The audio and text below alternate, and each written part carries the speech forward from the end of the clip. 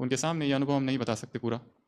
थोड़ा आप यहाँ की बातों को जब समझेंगे तो शायद फिर कभी मुलाकात होगी तो आगे का अनुभव सुनाएंगे। पर कहने का भाव, जिस स्थान पर आप बैठे हैं, this is not a ordinary place. और यहाँ पर आपको लाया किसने? ये एक प्रश्न हम हमेशा सभी से पूछते हैं। कौन लेके आया आपको यहाँ पर? कौन लेके आया?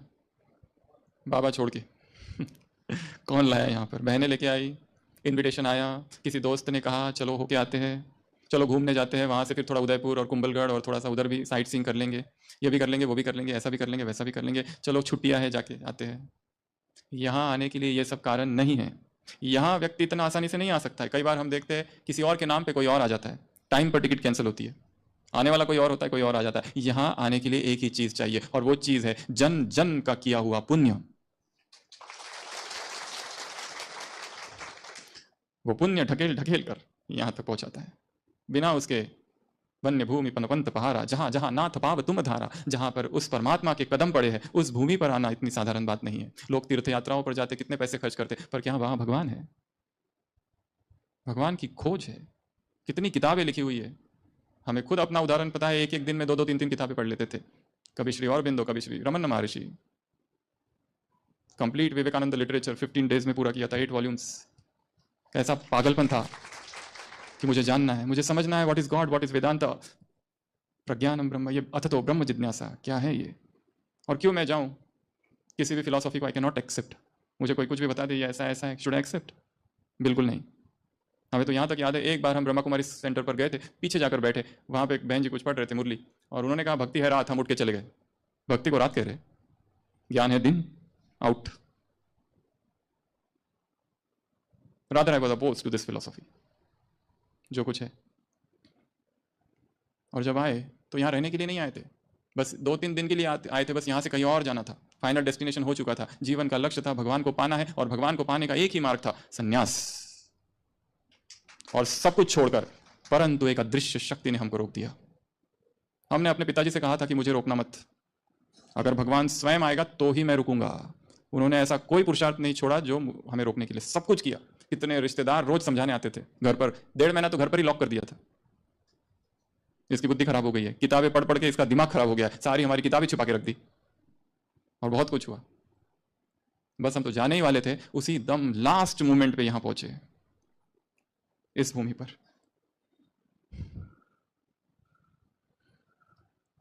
और किसी ने रोक दिया। और जो रोकने वाला था वो व्यक्ति नहीं था, वो मनुष्य नहीं था, वो कोई देवता नहीं था, कोई धर्मात्मा नहीं था, कोई तीर्थंकर, कोई ईश्वर पुत्र, कोई बुद्ध, कोई महावीर, कोई धर्म स्थापक नहीं था। वो कुछ और था, जिसकी हमने कल्पना भी नहीं की थी। जिसके लिए हम जा रहे थे वो पहले ही मिल गया। जिसके लिए संसार छोड़ने का संकल्प किया था उस टेंडर एज में, at the age of 21, I was ready कि मुझे जाना है, मैं नहीं रुकूंगा। क्यों रुकूं? ये संसार जैसे एक नरक कुंड लगने लगा था, मुझे केवल भगवान को पाना है, बस।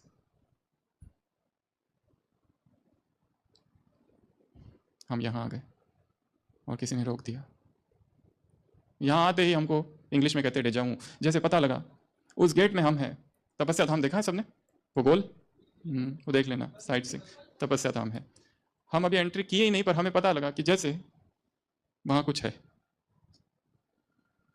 आगे कुछ है, यहाँ कुछ है, यहाँ ये है, यहाँ वो है। हमें तो पता ही नहीं है, स्थान ही नहीं पता, नाम ही नहीं सुना है इसका कभी।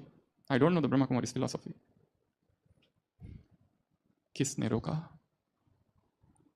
और रोका भी तो ऐसा रोका कि रुक ही गए।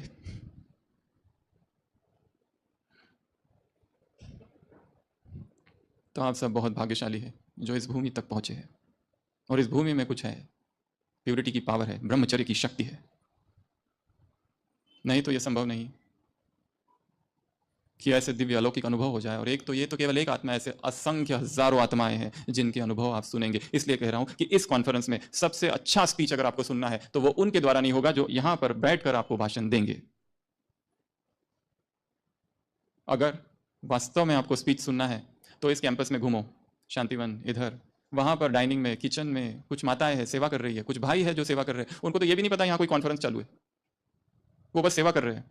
बोले हैं, अनपढ़ है, पढ़ने भी नहीं आता है उनको, लिखना भी नहीं आता है, बोलने भी नहीं आता है, भाषण तो उनको बहुत दूर की बात है। उनको पूछो एक प्रश्न, तुम यहाँ क्यों आए और कैसे आए?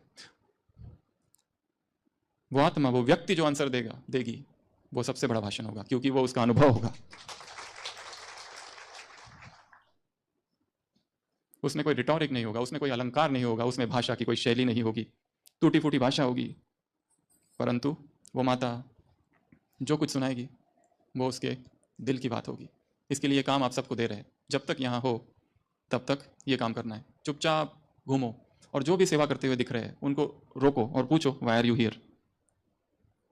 एक बहुत बड़े पुलिस कमिश्नर अपना अनुभव सुनाते, जो यहाँ कभी आए थे, तो वो उधर ऊपर ज्ञान सरोवर में थे और वो प्रदर्शनी है वहाँ पर। तो एक माता बूढ़ी अनपढ़, उनको वो प्रदर्शनी समझा रही थी, ये आत्मा, ये परमात्मा, और वो तो स्केप्टिक, बिल्कुल नास्तिक, उनको इन चीज़ों से कोई लेना देना नहीं। वो तो ज़बरदस्ती आ गए थे किसी कॉन्फ्रेंस में। तो लास्ट में वो उसने प्रदर्शनी पूरी की, तो उन्होंने फिर ऐसे प्रश्न पूछे कुछ माता से, तो उस माता ने उसको नीचे से ऊपर तक देखा ऐसे और कहा कि इतने बड़े साहब हो, ये नहीं समझ में आता आत्मा परमात्मा कौन है? तुमको इतना नहीं समझ में आता है?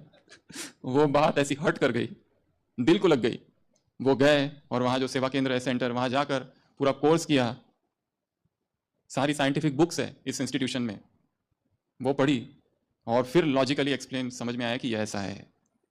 Rather, this is the only true philosophy of the world. Rather, this is the last station. हमारा अपना अनुभव है कि सभी संस्थाओं से जाकर, सभी संस्थाओं से गुजरकर हम अंत में यहाँ पहुंचे हैं। मंदिरों में पढ़ाई की MBBS की बैठकर, इतनी भक्ति, और रामनवमी होती थी तो राम जी का रथ पकड़ के लेके जाते थे। एस्कॉन में कहाँ कहाँ कितनी संस्थाएं, कभी ये संस्था, हर दिन एक नई संस्था, हर दिन एक नई किताब, एक नई philosophy, and ultimately I reached here. इसके लिए आप सबसे भी एक निवेदन है कि यहाँ बैठकर जो सुना रहा है कुछ भी स्वीकार नहीं करना। Do not believe because these people are saying. Do not believe because Brahma Kumari is saying. Do not believe because it is written in books below. Do not believe because it has been coming from tradition. Do not believe because it is somebody else's experience. Find the truth yourself. खुद ढूंढो सत्य क्या है। किसी भी बात का स्वीकार नहीं करना, खुद ढूंढो। ये खोज है, स्वयं की खोज। ये लोग कह रहे हैं इनका अनुभव है, हम क्यों माने? हमें अपनी सत्य की खोज करनी है, परंतु सत्य की खोज के लिए सत्य की प्यास चाहिए। क्या वास्तव में सत्य ढूंढना है? क्या वास्तव में जीवन में स्थिर रहना है, जीवन की परिस्थितियों में अड़िग रहना है, कि बस ऐसे ही बहते रहेंगे जीवन भर, डोल रहे हैं, 10 साल के बाद भी डोल रहेंगे? क्या हम करें कि जो हमारा जीवन दिव्य बन जाए? 2 मार्ग है संसार में केवल, पहला मार्ग संसार की ओर जाने वाला, दूसरा भगवान की ओर जाने वाला, और दोनों ही मार्ग में आग है, आग। दोनों ही मार्ग में खतरनाक आग है। ऐसा नहीं कि अध्यात्म में टर्न हो गए तो आग नहीं है, वहां भी आग है, संसार में भी आग है। संसार के लौकिक मार्ग में भी कदम कदम पर जलना है, परिस्थितियां है, विघ्न है, समस्या है, चैलेंजेस है, प्रॉब्लम्स है, परंतु एक अंतर है दोनों में। संसार के मार्ग से जाते हुए जल जल कर आखिर में राख बन जाता है व्यक्ति, और अध्यात्म के मार्ग पर चलकर जल जल कर सोना बन जाता है। सूर्य सा चमकता है, सारे विश्व को प्रकाशित करता है, अपने जीवन से, अपनी वाणी से, अपने कर्मों से इतने श्रेष्ठ और इतने दिव्य कर्म हो जाते हैं। तो life presents many different issues, problems. हमें उनके साथ क्या करना है? तो इस भूमिका के साथ हम आगे बढ़ेंगे। क्या किया जाए? यहाँ आए हैं तो यहाँ से कुछ लेकर जाना है, यहाँ आए हैं तो यहाँ आना टर्निंग पॉइंट हो जाए जीवन के लिए। अब तक का जो जीवन था यहाँ आने से पहला, और अभी जो जीवन होगा वो दूसरा होगा। क्रॉसवर्ड, इधर या इधर, now you have to take a decision. वही चलने दो जो चालू था, या ऑप्शन बी।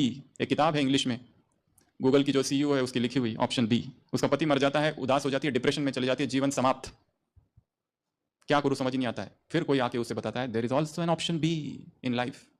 ऑप्शन बी भी है। ऑप्शन ए तो ट्राई कर लिया है, मिला क्या? दुख, अशांति, वैमनस्य, misunderstanding, superiority complex, inferiority complex, blame game, self victimisation, sorrow absorption, depression.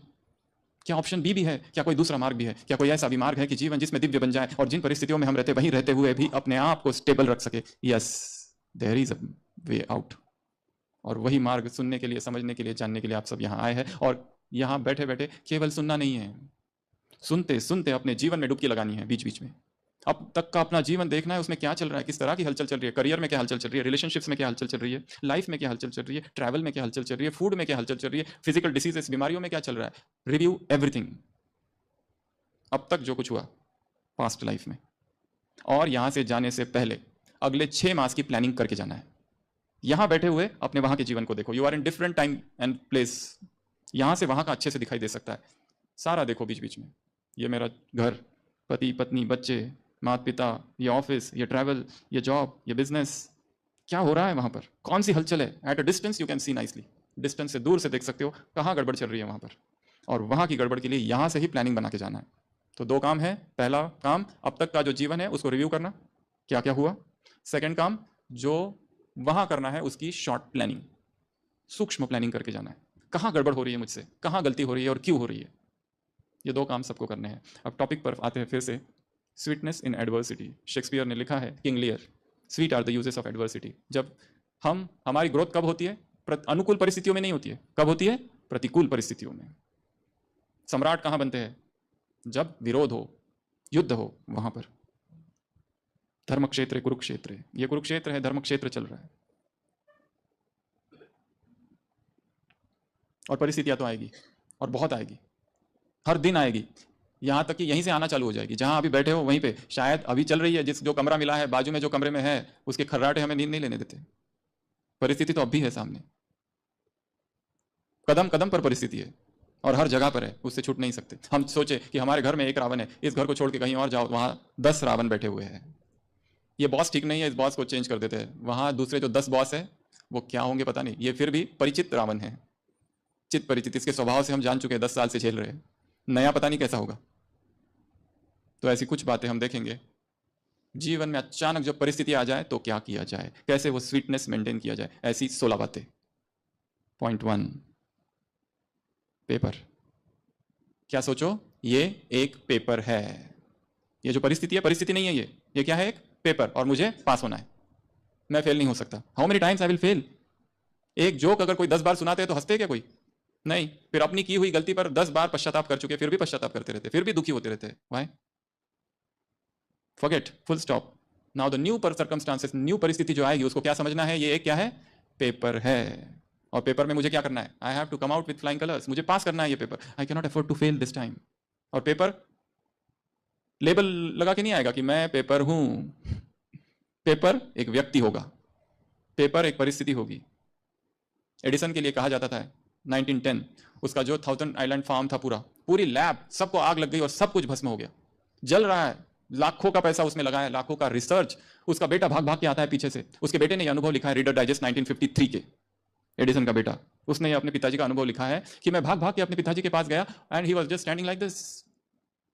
सब कुछ जल रहा है, इतने जीवन भर की कमाई, सारा रिसर्च, सब कुछ।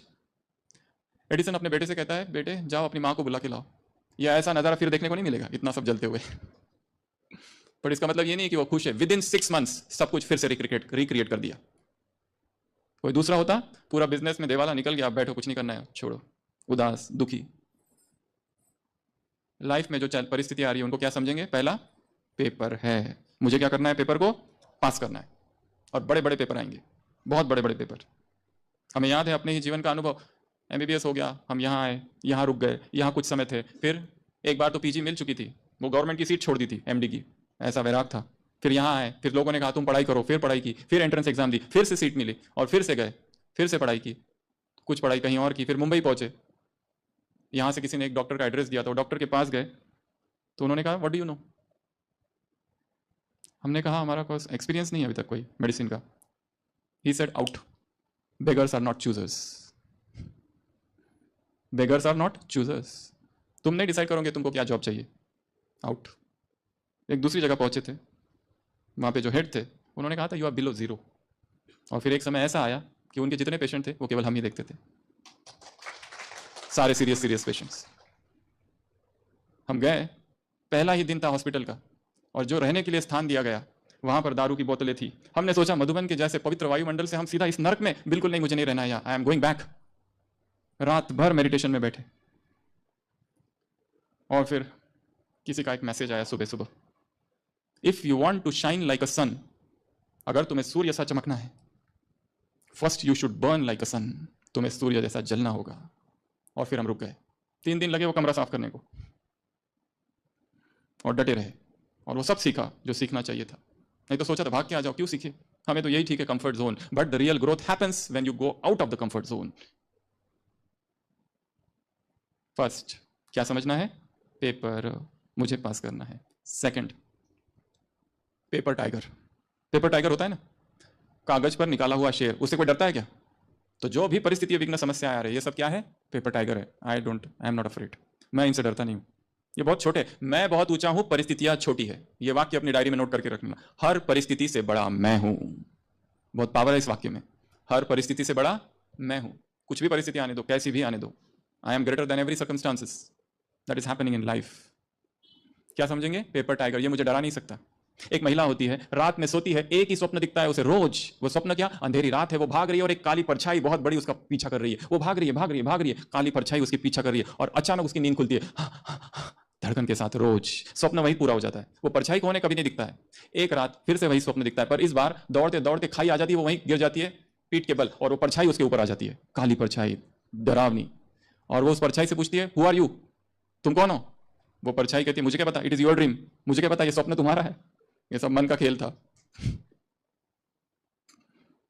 स्वप्न में देखा हुआ डरावना स्वप्न भी हमें सबकॉन्शियस को प्रभावित करता है। डर को निकालना है। अभय, अभय और निर्भय में अंतर है।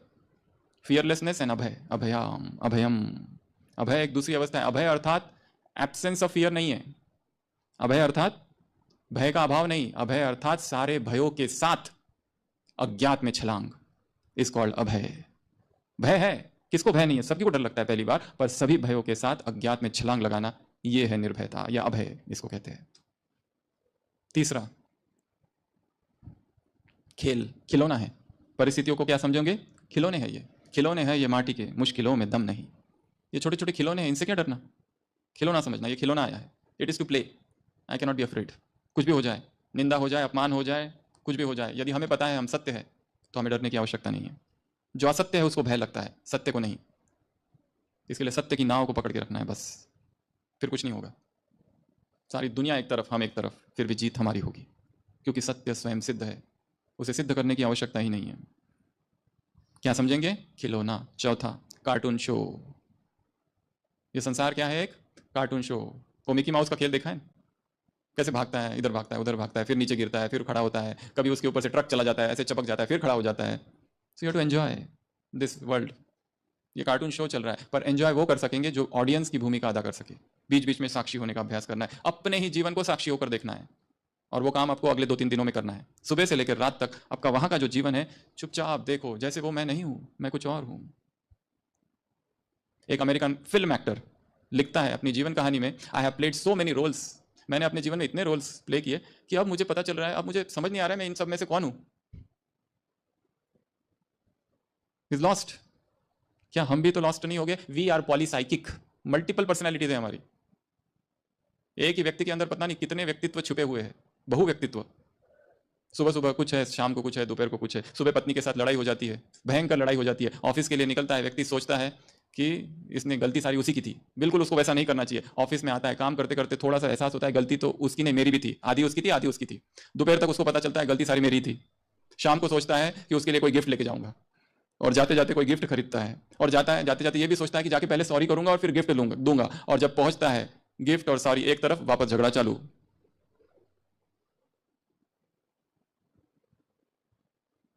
बहुत व्यक्तित्व, कितने व्यक्ति हमारे अंदर भरे हैं, पॉलीसाइकिक पर्सनैलिटीज। पहले तो अपने आप को खोज करनी है। अपना आप, अगर कोई आपसे पूछे हु आर यू, ये उत्तर तो कभी मत देना मैं आत्मा हूं। This is not the answer. Who are you तो खोज है, हमें अपनी खोज करनी है। मैं हूं को मुझे ही पता नहीं। ये तो सूचनाएं हैं सारी, आत्मा है, परमात्मा है, परमधाम है, ये है, वो है, मन बुद्धि है, संस्कार है, ये सूक्ष्म शरीर है, ये सब सूचनाएं बहुत है, सबके पास है। हु एम आई? हमें याद है एक बार किसी बहन ने हमसे, विदेश की एक बहन जो ब्रह्मा कुमारी में 40 साल से जो इससे जुड़ी हुई है, और उसने हमसे प्रश्न पूछा, मुझे एक प्रश्न है, क्या उत्तर दोगे? हमने कहा पूछो। उसने कहा हु आर यू, और ये भी कहा कि मुझे वो उत्तर मत देना जो मैं जानती हूं। खोज करनी है। कार्टून शो चल रहा है, ये साक्षी होकर देखना है इसको, दूर से, डिटैच्ड ऑब्जर्वर। स्वामी विवेकानंद का सारा लिटरेचर पढ़ो, एक भाव उनमें हमेशा है। हजारों लेटर्स लिखने उन्होंने वहां से यहां पर अपने साथियों को, एक चीज उसमें है, डिटैच्ड ऑब्जर्वर की। वहां से लिख रहे हैं, मैंने भाषण दिया, मेरा बहुत सम्मान हुआ, पर कितना डिटैचमेंट है उसमें। अपने बारे में ही लिख रहे हैं, जैसे ऐसे कि मैं नहीं लिख रहा हूं, कोई और है, थर्ड पर्सन। यहां पर दादी प्रकाश मणि थे, मुझे नहीं पता कितने लोगों ने उनको देखा, पर वो जब बात करते थे तो थर्ड पर्सन में बात करते थे। दादी को आज एक संकल्प आया है, कभी ये नहीं कहते थे मुझे संकल्प आया है, as if a third person, वो खुद दूसरा है कोई। ये बड़ी ऊंची अवस्था है चेतना की, डिटैच्ड ऑब्जर्वरशिप। पांचवा, माउंटेन। परिस्थिति को क्या समझना, एक पर्वत है जो मुझे आरोहण करना है, और इतना आसान नहीं है ये। अनुरिमा सिन्हा का उदाहरण सबने सुना है, पैर टूट गया, फिर भी संकल्प आया कि नहीं चढ़ना है, और चढ़ के दिखाया माउंट एवरेस्ट।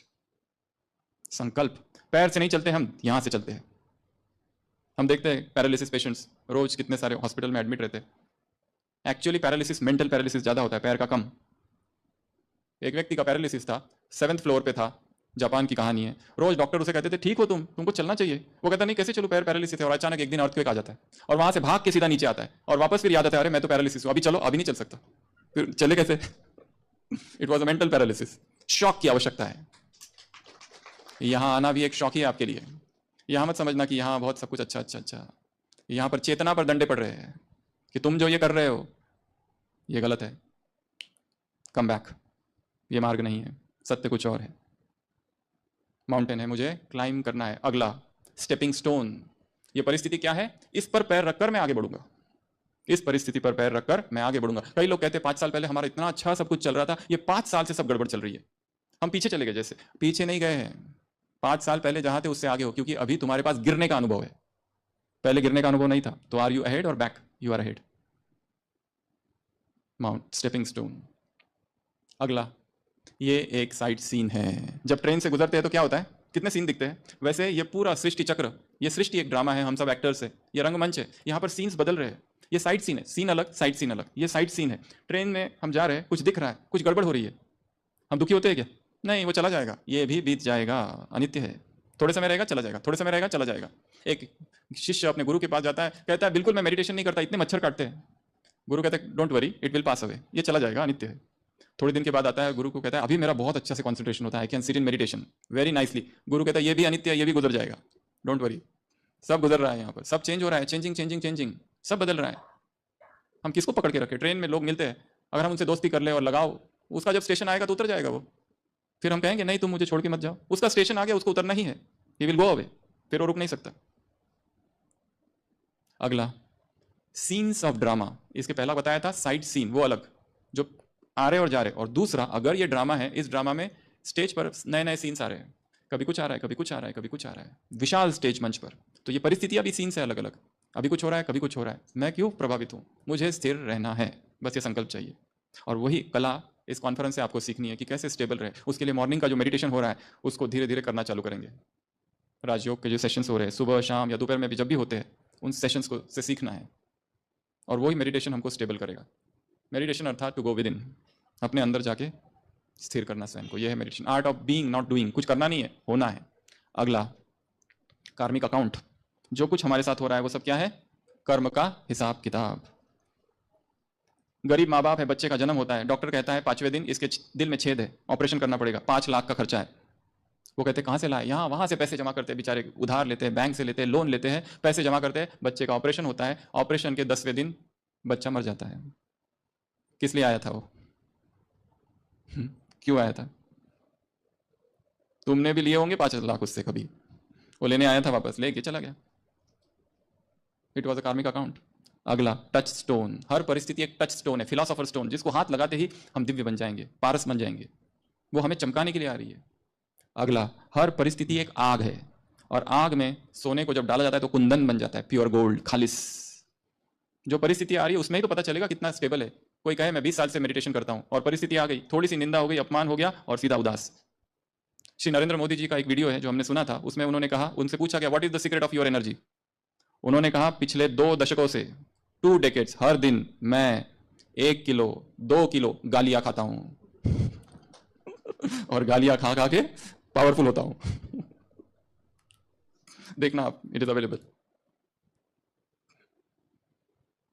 टच स्टोन है, फायर है, परिस्थिति जो भी आ रही है, इसके लिए घबराना नहीं है। अगला, गिफ्ट।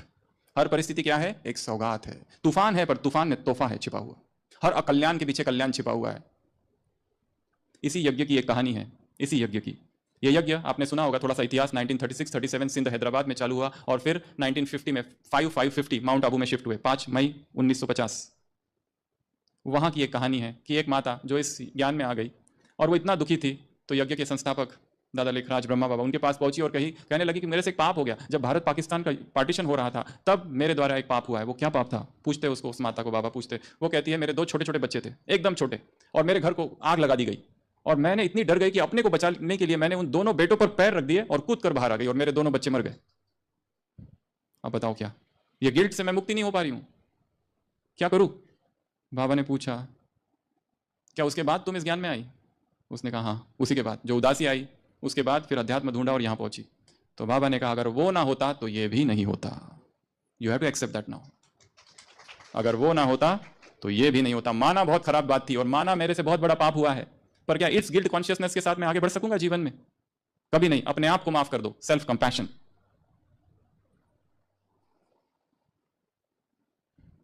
अगला, 2 बंदर है, एक बंदर और एक बंदरी। आकाशवाणी होती है, दोनों डाली पर बैठे हुए। आकाशवाणी होती है कूद जाओ, परी बन जाओगे। वो बंदरी जो होती है कूद जाती है। बंदर को थोड़ा डाउट लगता है कि should I, at the risk of fractures.